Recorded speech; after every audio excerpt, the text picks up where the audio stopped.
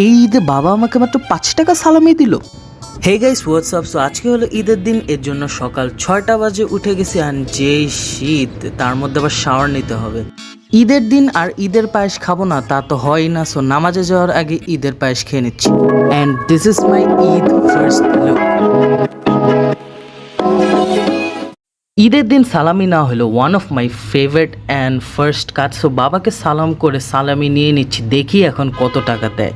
যখন 5 টাকা দিল তখন আমার অনেক রাগ উঠছে, বাট পরে যেটা দিল সেটা দেখে আমার মাথা আবার শান্ত হয়ে গেছে অ্যান্ড অনেক খুশি হয়েছি। থ্যাংক ইউ বাবা।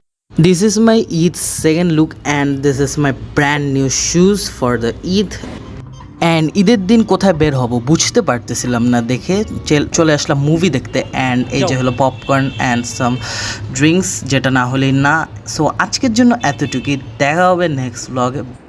ঈদ মুবারক।